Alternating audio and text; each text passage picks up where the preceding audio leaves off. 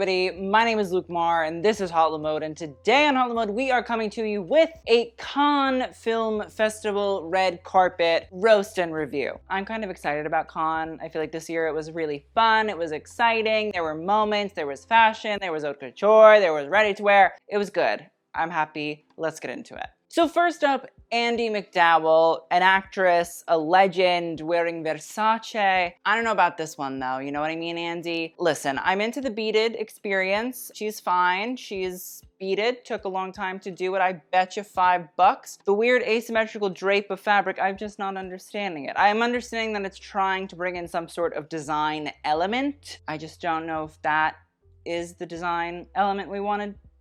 Here's my thing about Versace and all of these brands that make custom looks. Tie the custom looks back into recent collections. You know what I mean? Like if you're gonna do that much embroidery, I don't know, do like starfish and clams and shells and stuff like that. You know what I mean? Or like, I don't even know, like the new Versace monogram. Like there are certain things that can be done to spice looks up like these, and this is just blah, it's uninteresting, it's boring. Obviously it took a lot of time to make, but just because it took you a lot of time to make something does not necessarily mean that it's attractive. It's just the truth. So Andie, let's get on it. Next up, let's talk about Bella Hadid. Now we're gonna be talking about a bunch of Bella Hadid looks. She pretty much stole Cannes. You know what I mean? Like very rarely does anybody give Tilda Swinton a run for her money, but like Bella tried. Bella was in the races. First up is this Dior look. Now it is a corseted bustier experience. It sort of brings in that like stay corset feeling. You can see the boning throughout. It even has the little sort of grips, the little metal sort of wires that hold together said corset. I like the fact that it is sort of curved up in the middle, so it has like a little bit of a lip and then it comes down, and it's the same on the bottom and the hem of it as well. I just feel like it adds a little bit of interest to a corset. The oversized pants I feel like is meant to be very sort of like model off duty, very sort of easy casual, which I think Bella does often. I don't know if it necessarily hits in the way that they wanted it to, or if it's something that I think a lot of people just have to eventually fix their eyes to see it a little bit more clearly. I think maybe that's what I'm trying to get at, myself included. I understand like tight top, baggy pants, but we have that question of, is it fashion or are you just thin? But overall, not the best Bella look. But it's also Dior, so like, you know, to each. Next up, she wore this Jean-Paul Gaultier gown. It's stunning, it's beautiful. I believe it's from an haute couture collection from the early 2000s. It is a stunning gown in white. It has a lovely little low cut neckline. It's sort of rounded and then has little edges up here that sort of creep up over the bust just slightly. And then there is a black chiffon sort of halter top going on up here. You can see the cups in black underneath here as well. Overall, I think that element is very, very fun. And then it has a long sort of chiffon train as well that follows it behind. Here's the thing. This is a great example of really simple design that has elements to it that are not just a boring sort of bias cut gown, which like, listen, if you cut a gown on the bias and it's stunning, it's stunning. But the Gaultier team didn't just stop there. I don't know if this was like remade for Bella, if Bella just wore this from the archive. I'm unsure. It could be both, honestly. But it's very simple in terms of cut, although it has interesting moments like this low neckline, but it also utilizes the chiffon as a detail that adds interest, adds excitement, adds a little bit of something fun and funky, but it doesn't overdo it. It's not trying to have like an asymmetrical swag. It's not trying to have embroidery in certain elements. It's just two very simple aspects of a dress and sort of design that come together to enhance each other. They're not fighting for attention. They're just really easily blending together. And I think that's a thing that's lost a lot on red carpets nowadays, is just let two elements that are nice blend together well. And this is a great example of that. And of course, we must talk about this Schiaparelli Fall 2021 long gown. So I know everybody in my Schiaparelli review was like, it's not a coral reef, it's a long. And it's like, okay, I got it. Thank you. Let's be real. I wrote the review 5 days before Bella donned the gown. So just want to put it out there. There was no long discourse when I was writing the review, but I can admit that I was wrong. it is a lung, and I like it. I think it's interesting, and I think it's fun. I think it plays on Daniel Roseberry's idea of utilizing body parts as sort of elements of jewelry. In reality, I think also when you look at the idea of COVID and how it has affected people's bodies and lungs and all of that, it also plays into this sort of mirroring of culture. You know, I know a lot of people will be upset about that, but I'm also at the point with fashion now that it is a mirror of our times. It is meant to sort of look at and talk about and think about what is going on in our world. And you know what?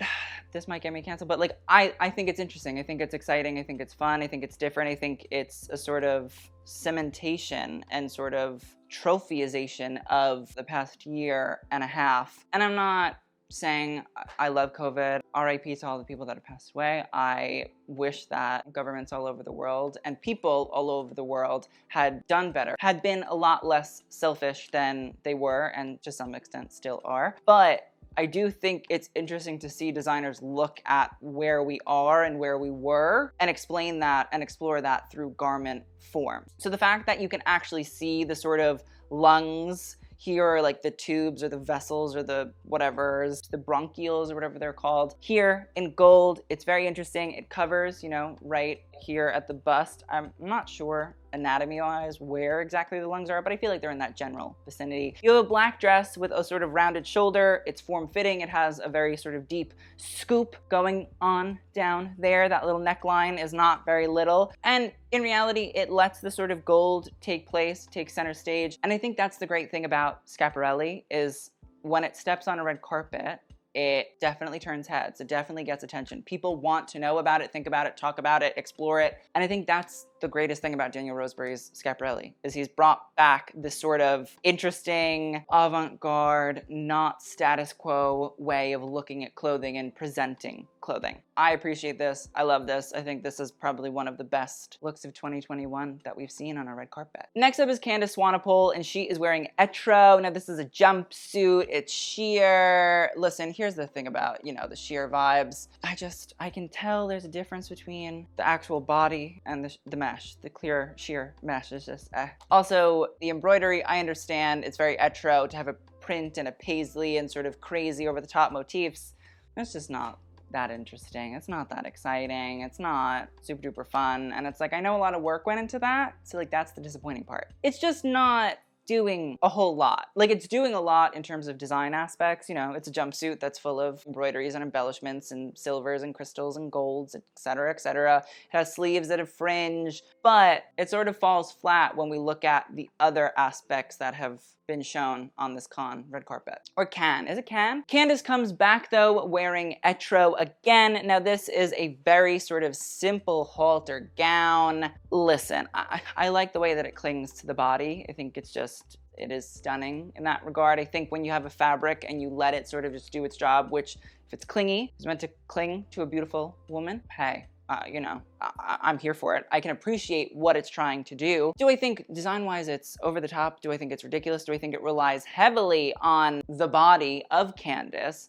Yes, absolutely. The embroidery or the crystal embellishments on the halter, like piping the sides and at the collar, it's just not that exciting, not that interesting. But overall, like, I like a clingy dress. But again, the conversation really becomes, is it like fashion or are you just thin? You know, I'll let you again decide in the comments down below. Next up is Carla Bruni, and she is wearing Celine. Now in that sort of Eddie Slimane fashion, it's very simple. It's just a sort of fitted gown. It has an asymmetrical strap neckline with like a little piece of knotted fabric that falls off the side. And it's full of crystals in this lightish powdery blue. It has a little slit as well. Overall, it's a very simplistic style, but also it's very on brand for Celine, so I'm sort of at a crossroads. I do think it could have just been a little more exciting, a little bit more, I don't know, interesting, but also again, like it's Celine, it's not really meant to be, it's just meant to be like clothes for rich people. Again, Zara for rich people. That's Celine now. I guess it's very Celine, but is it very exciting on the red carpet? No. Next up is Catrinel Marion, and she is wearing Iris van Herpen Fall 2021. Now, this dress is a beautiful gown. Off the top of my head, I have forgotten her name, but she does have a name, not the person wearing it, but the dress. I do know that this is a collaboration with the artist Rogan Brown. If you're seeing these little like tendrils, etc., that's actually cut paper, and it's magical. If you want to like learn more about it, you know, watch our Schiaparelli and Iris van Herpen review for fall 2021. But it's stunning, it's magnetic, it's so exciting. I love the way that it creates a sort of balloon shape. It's not trying to be like form-fitting cocktail gown. It's trying to create this sort of like ovular and like circular and sphere-like shape and silhouette that is not sort of conventional, but at the same time, like, it still accentuates the bust. It still sort of draws itself in at the waist and then flares out from the bottom. So it is like taking on and replaying with these ideas of conventional sort of shapes and cuts, but also at the same time, like, being avant-garde and not necessarily revolving themselves around those shapes either. Like, it's very weird in that regard, but I think that's why I kind of love it. I think it's rather brilliant. She didn't wear anything crazy, just a simple shoe, and I think that works because that dress is all you really, really need. Let me just say, it's made out of paper. You know what I mean? Like, she's stunning. She's gorgeous. She's amazing. I'm jealous. Although I'm not that jealous because I'm wearing Alexander McQueen for Givenchy, but, you know, still jealous. Next up is Christine Chiu, who you may know from the Netflix show Bling Empire, and she is also wearing Iris van Herpen. Now, I believe this is from spring 2021. It is an asymmetrical gown. Now, in reality, it sort of plays on Iris van Herpen's sort of organic shape. So you have this sort of deep blue at the actual structured cocktail gown. And then it comes out into this sort of oversized, crazy formation, sleeve, shoulder, asymmetrical detail, which like I don't love. I'm not obsessed with the idea, but in the context of Iris van Herpen, it's not trying to be like, oh, we just do a little asymmetrical shoulder and everybody will love it. No, it's more so like, how do we sort of create this organicness in a garment? So it is a little bit different. And then we can actually see the sheer blue pleated fabric that's very reflective of the light, which we've seen time and time again from Iris van Herpen, and I think it's stunning. I don't know if it necessarily all matches together on this dress, but I have to say, I love that Christine wore it. You know what I mean? Like, this is old Iris van Herpen. Like, Christine gives clientele vibes. I have to say, I will always reward somebody for wearing Iris van Herpen on a red carpet. Do I think that there are better Iris van Herpen dresses to have been worn? Yes. Do I think that there are elements of the dress that I like separately? Yes. Do I think that I love them together? No. And that's that on that. Next up is Coco Rocha, and she is also wearing Iris van Herpen. We're getting the Iris van Herpens out of the way, you know what I mean? Which is sad, but at the same time, like, love it. So this is also from fall 2021. Now this like literally just came hot off the lookbook or came hot off a skydiver. If you know, you know. This dress, again, has a name. I don't really remember it. I love the formation of the shoulders. I do. I love the fact that we can see underneath them. So they are these sort of voluminous, structured shoulder and sleeve, but at the same time, the way that they fold in allows, you know, the upper aspect of the arm to be showcased. I do think that the little laser cut elements are interesting. I don't know if they're all that necessary, but the dress is really meant to be focusing on the actual like structure and construction of the garment with seams and all of that there. Again, it's not my favorite Iris van Herpen look that I've ever seen in my entire life, but there are elements of it that are really, truly stunning. Next up is Dylan Penn, and she is wearing Balmain by Olivier Rousteing. For what it is, I'm not mad about it. It's a halter dress in black. It's full of sequins. And I think my favorite thing is the fact that there is a little cutout sort of detail or a mesh detail that looks as if it's been cut out, but it's actually holding the two aspects of the sequins together. So you can see the black just barely covers, you know, the inner part of, you know, the torso, the body, the front of the body. And in reality, like, the sheer actually lines it and pipes it and accentuates it, which I think is stunning. On top of that, it's very difficult to tell the mesh color from the rest of the body, and I think that's brilliant. You know what I mean? Like, Olivier, stunning. It is very much so just a pretty dress. Again, the elements of the design are not over the top, in your face, ridiculous, trying to do too much. It's meant to showcase the body. It's meant to showcase the body in a interesting way that we don't normally see. It's a little bit scandalous, but at the same time, like, it still holds its composure. Overall, I do think it's actually really, really stunning. I think it's very smart. I think it's very on trend and on sort of brand for Olivier to do this like smart, sexy idea. And I'd like to see more styles like this from him on red carpets. Please. Next up is Isabelle Huppert, and she is wearing Balenciaga. Now listen, again, you won't see a lot of Balenciaga on red carpets. There are very few people. It's like Cardi B, Dua Lipa, and Isabelle Huppert, which I mean, like, that's an iconic trio, I will say. This is essentially just a sort of black silk dress that is very fitted, has a turtleneck, comes out. I'm sure that there is the knife boot there. We can like see it somewhat, which is the sort of high leg pant, shoe, boot hybrid thing from Dimna Vasalia's Balenciaga. And in reality, Dimna's not like a super duper gown girl, at least not in terms of like strict bodycon styles. Is like not exactly his thing, and I think it's gonna take him a while to sort of develop into that arena, but I like seeing it. I think it's an interesting sort of different style from what we normally see at Cannes. Normally it's very floaty and, you know, airy and not really dark. It's meant to be sort of like south of France and the beach and all of that, and this to me really does like hold Dimna's very gloomy, dark, somewhat morbid Balenciaga-isms in it, and at the same time, it still fits in with a red carpet. So again, I think there are better Balenciaga looks that definitely could have been chosen, but I do think that this look is very jarring in terms of Cannes, and I think that's very, very interesting. Next up is Jessica Chastain. She is wearing Dior by Maria Grazia Chiuri. Now, as you can see throughout, we can just see the full sort of boning crinoline underneath this black sheer dress. What I don't like seeing is whatever the toile is underneath. There's something underneath the actual boning that appears white. And so to me, that is what is shining through underneath the dress, and I think that's ruining the color aspects of it. I understand you might need the white in order to see these sort of squiggly, swerving stripes throughout the gown, but at the same time, maybe a gray would have worked better. I think the white is a little bit too jarring. But overall, I don't mind this dress all that much. I think it's very Maria Grazia. I do think that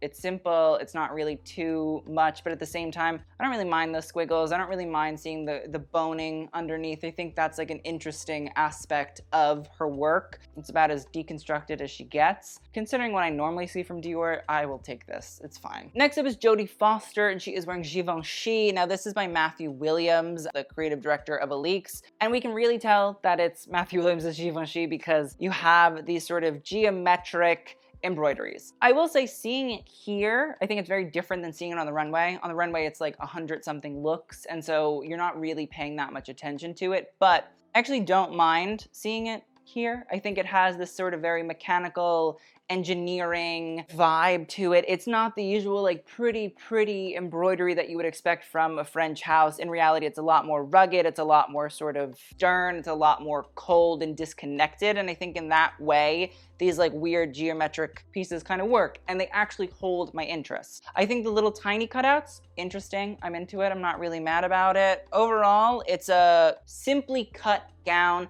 that utilizes its embroidery and very subtle cutouts as the main aspects of the dress.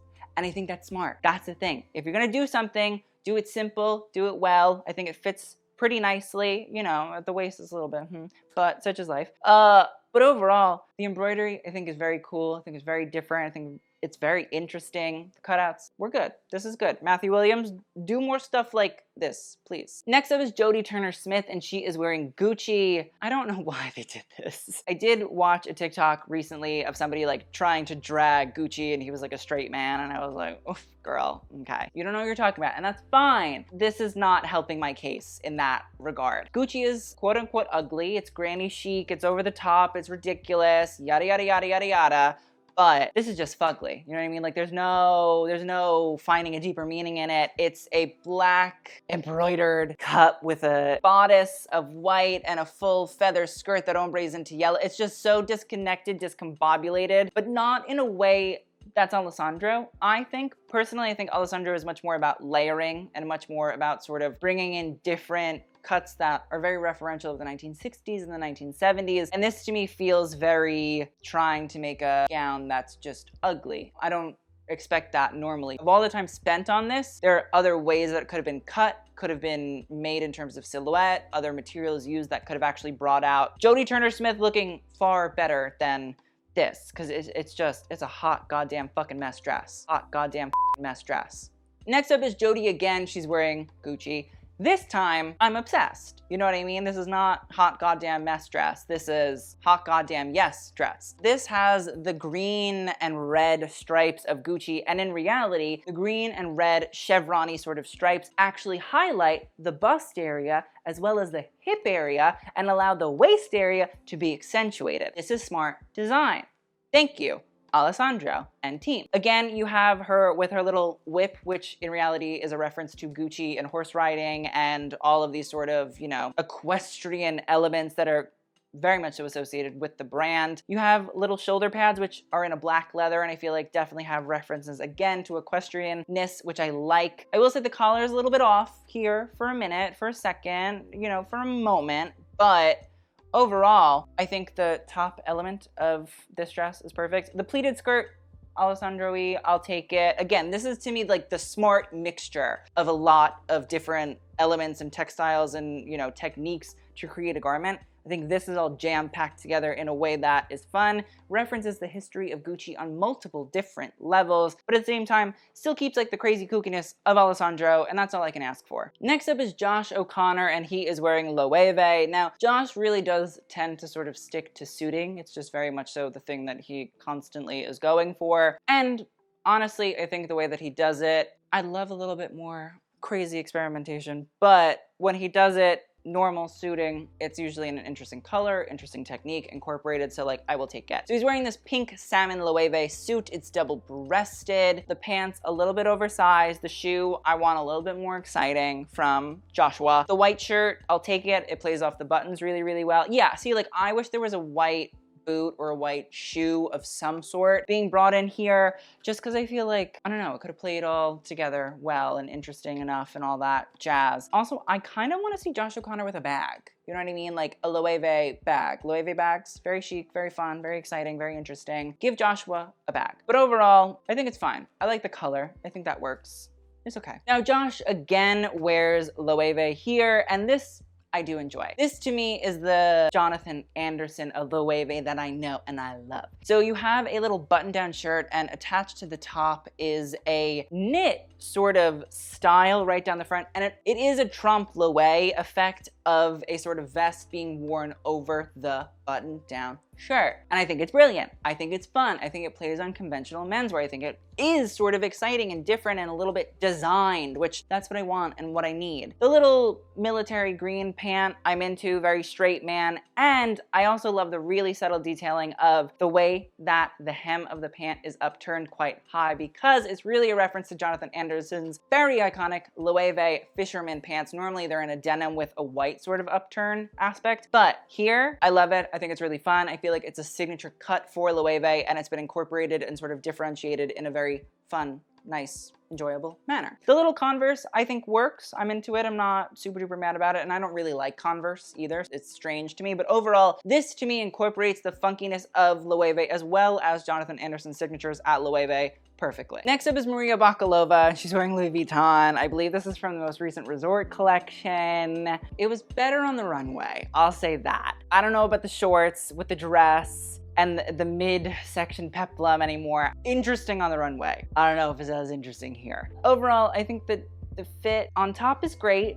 The shorts, again, like go for a biker short, you know what I mean? Like I think that's a little bit more interesting, a little bit more exciting, a little bit more, I don't know, fitting. And then the peplum, she was always gonna be difficult, but she's even more difficult with the sort of oversized short. The sleeves also could be better. And the boots, no, just no. Nice, simple Louis Vuitton, classic clean shoe, easy peasy, we'll move on. Next up is Marion Cotillard, and she is wearing Chanel. This is horrific. It's a silver dress that has stripes of lace in between the silver aspects, and then it's asymmetrical with the bodice, and there's like a little peplum ruffle. It's just, it's bad. You know what I mean? Like, it's just bad. That's okay. That's fine. It's just genuinely an ugly dress. It's okay for, I guess, maybe us.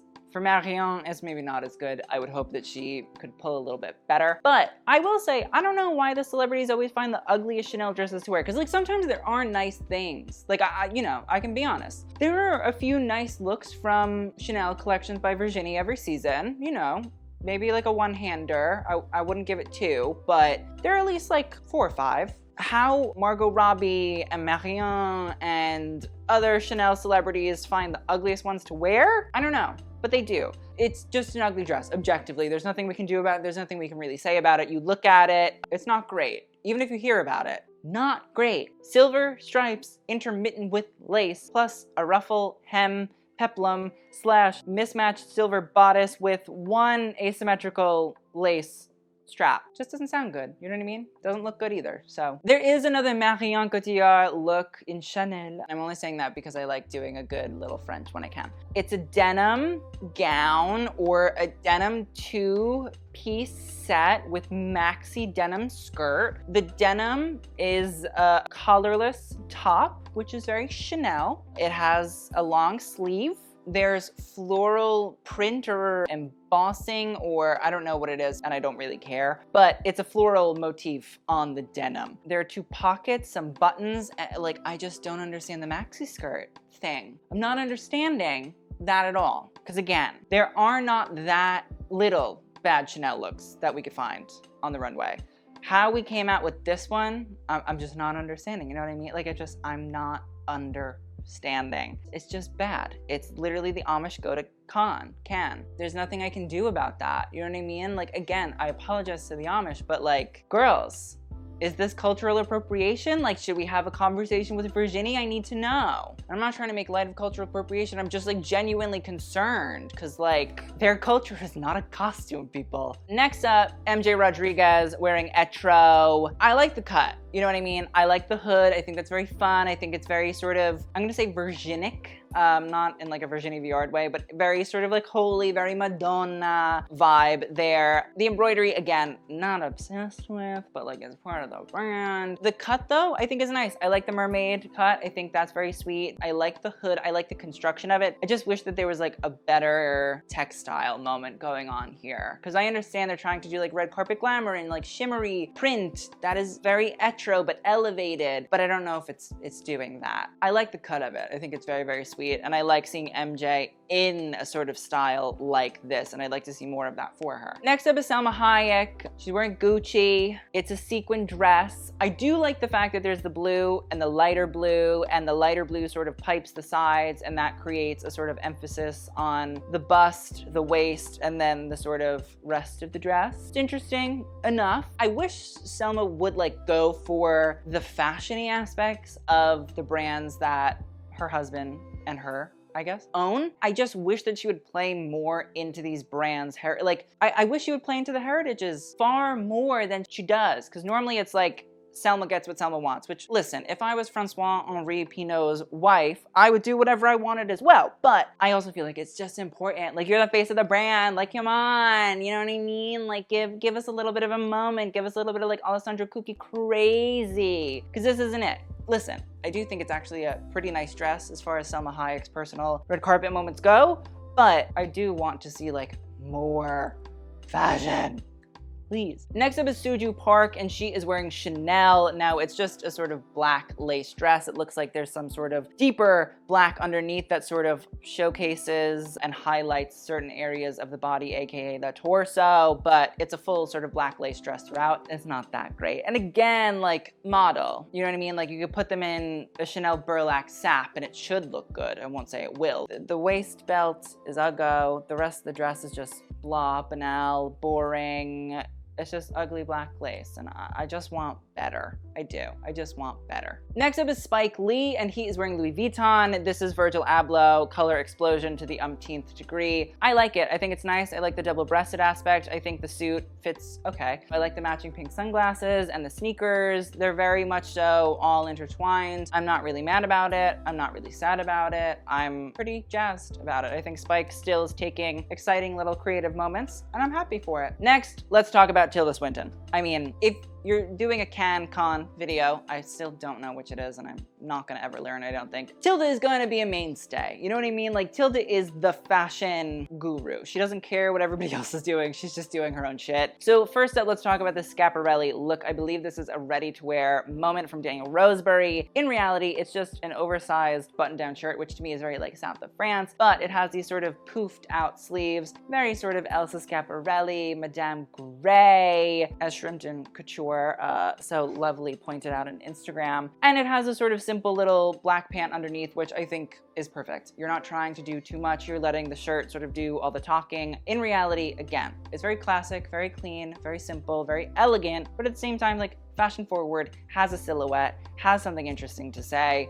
This is what I expect of Tilda. We then have Tilda in a Haider Ackermann ensemble, and in Tilda fashion, it is like so all over the place, but I'm also like, I think I have to like it because it's Tilda. It's a pink cropped waistcoat blazer jacket. It's short sleeved, double breasted. It has like some sort of weird mixture of like a waistcoat, but also then like a jacket that takes place over top of it. There is some sort of green sequined shirt underneath that comes out, and then a red sort of skirt with pockets, it seems, in a sort of orangey red, burnt orange, some may say. It's so over the top, it's so ridiculous, and at the same time, I'm sort of like color blocking. Tilda, Haider Ackermann, like, okay. It's just so weird and wacky that I'm like, can I critique it? Because is it meant to be like weird and wacky, and so that's what it's doing? Yes, possibly, and I think that's what's going on here. The skirt, I don't love, but the jacket and the shirt underneath, kind of obsessed with. And our final Tilda Swinton look we will talk about is this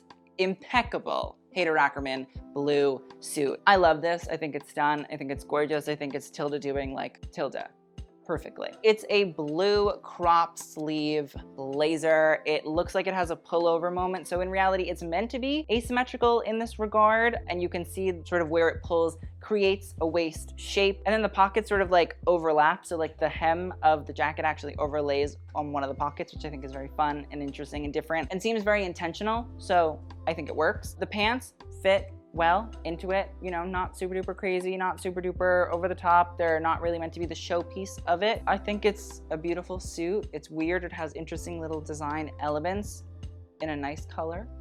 I can't complain when it's Tilda. And I know people are gonna be like, oh my God, you're giving Tilda a pass. Like, yeah, because Tilda's like a fashion mirage. She comes around like once a year to give you like paradise of clothing. And I will happily bask in the paradise of clothing. Next up is Timothée Chalamet. Now he is wearing an Alara t-shirt. The pants, I do not know where they're from, but the boots are Givenchy. Timmy T coming in hot. I like the oversized t-shirt moment. I think it's kind of cute. The black pants, again, I think it's that conversation of like, is this fashion or are you just skinny? And I think with Timmy, he falls into the like Bella Hadid, Candice Swanepoel category. The boots I like though, I think they're interesting, a little bit Bottega Veneta to me, but overall, I like the sort of oversized pant moment and the way that it crinkles and wrinkles because I think that's what it's intended to be. Like, I think he put it together like that to be that way. It's a very casual look, but it's interesting at the same time. So I'm lost on where to put it. But Timothy did then come out in this Tom Ford suit. Now, in reality, it is a silver suit and it looks like it has